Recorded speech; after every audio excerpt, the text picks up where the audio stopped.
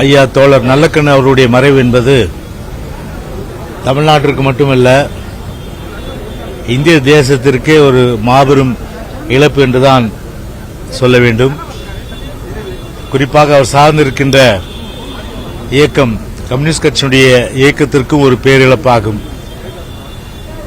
ஐயா நல்லக்கண்ணு பொறுத்தவரை ஒரு பிரின்சிபல் மேன், அதாவது ஒரு கொள்கை பிடிப்போடு வாழ்ந்து அந்த கொள்கைக்காகவே வாழ்ந்து மறைந்தவர் என்று சொன்னால் ஐயா நல்லக்கண்ணு அவர்களை நான் இந்த நேரத்தில் குறிப்பிட்டாக வேண்டும். ஐயா நல்லக்கண்ணு பொறுத்தவரை ஒரு சிறந்த பண்பாளர். அது மட்டுமல்லாமல் எப்போது அவரை பார்த்தாலும் ஒரு அன்பு கலந்த பாசத்தோடு பேசக்கூடிய, அதிர்ந்து பேசாதவர், கடுஞ்சொல் சொல்லாதவர், கோபத்தை எந்த நிலையிலும் சரி அவருடைய முகத்திலே பார்க்க முடியாது. ஒரு அன்பு கலந்த அந்த முகத்தை தான் பார்க்க முடியும். அது மட்டுமில்லாமல் இப்போது இருக்கின்ற பொதுவாக அரசியல் சார்ந்தவர்கள் பொதுவாகவே அவருடைய அந்த வாழ்க்கை முறையை நாம் உற்று பார்க்க போனால் இரண்டு விஷயங்கள் நாம் நிச்சயமாக தெரிந்து கொள்ளலாம். ஒன்று, அவர் எளிமையினுடைய சின்னம், எளிமையின் அடையாளம். அது மட்டுமில்லாமல் கொண்ட கொள்கைக்காக ஒரே கட்சியில் ஒரு திசை தவறி போகாமல் அந்த கொள்கை பிடிப்போடு கம்யூனிஸ்ட் கட்சியை வளர்ப்பதிலும் கம்யூனிஸ்ட் கட்சியை சார்ந்தே அவருடைய அந்த வாழ்க்கை முறை இருந்தது. சரி, கம்யூனிஸ்ட் கட்சியை சார்ந்தே அவருடைய வாழ்க்கை முறை இருந்தாலும் கூட அவர் ஒரு போராளி என்று கூட சொல்லலாம். போராளி என்று சொன்னால் குறிப்பாக விவசாயிகள், நெசவாளர்கள், தொழிலாளர்கள், மீனவர்கள், உழைக்கும் வர்க்கம், இப்படி அவர்களுடைய உரிமைக்காக குரல் கொடுத்து பல சந்தர்ப்பங்களிலே போராட்டங்கள் புரிந்து அந்த உரிமைகளை பெற்றுத் தந்தவர்.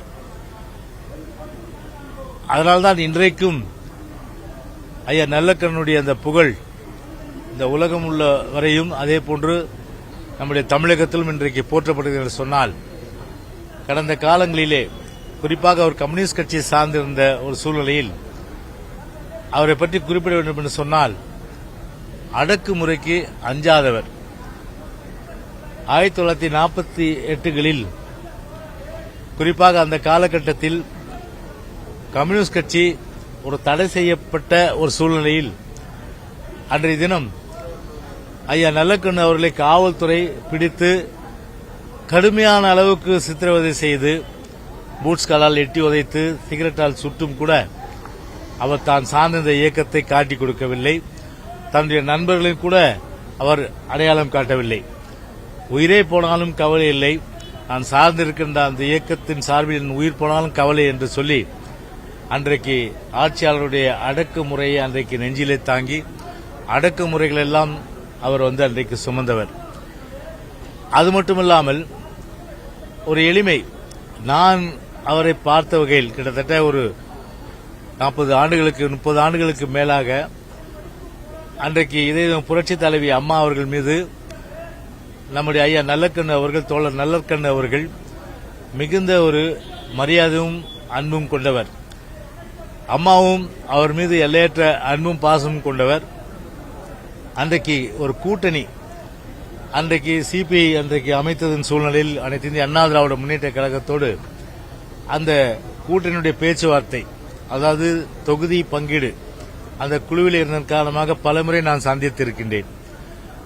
நம்முடைய புரட்சித் தலைவி அம்மாவை பொறுத்தவரை ஒரு ப்ரொபோசல் சொல்லும்போது அதை நாங்கள் அவரிடத்தில் சொல்லும்போது கூட அவர் சிரித்துக் கொண்டே, அதுவும் நீங்கள் அம்மாவிடத்தில் சொல்லுங்கள், இந்த தொகுதி எனக்கு வேண்டும், நிச்சயமாக அம்மாவுக்கு தருவார்கள் என்று அவர் சொன்னது, அதுவும் கூட ஒரு மென்மையான குரலில் ஒரு குழந்தை எப்படி பேசுமோ அந்த அளவுக்கு அந்த குழந்தை மனதோடு அவர்கள் பேசியது இன்றைக்கும் என்னுடைய மனதிலே இன்றைக்கு நிழலாடி கொண்டிருக்கின்றது. அப்படி ஒரு எளிமையின் சின்னம், அதே போன்று ஒடுக்கப்பட்ட மக்களுடைய அந்த போராட்டத்தினுடைய போராளி, அது மட்டுமில்லாமல் ஒரு படோடாபம், அரசியல் படோடாபம் மட்டுமில்லாமல் ஒரு ஆடம்பரம், எந்தவித ஒரு பந்தாவும் இல்லாமல் முழுக்க முழுக்க ஒரு எளிமையான மனிதராக வாழ்ந்து 101 வயதிலே வயது மூப்பின் காரணமாக அவர் இறந்தாலும் இன்றைக்கும் சரி இந்த உலகம் உள்ளவரை நிச்சயமாக தொடர் ஐயாக்கரனுடைய நல்லக்கண்ணவருடைய புகழ் நிலைத்திருக்கும். அவர் புகழ் என்றைக்கும் ஓங்கி ஒலிக்கும். எனவேதான் அனைத்து இந்திய அண்ணா திராவிட முன்னேற்ற கழகத்தின் சார்பில் கழகத்தினுடைய பொதுச்செயலாளர் சார்பிலே இன்றைக்கு அவருக்கு இறுதி மரியாதை நாங்கள் செலுத்தியிருக்கின்றோம்.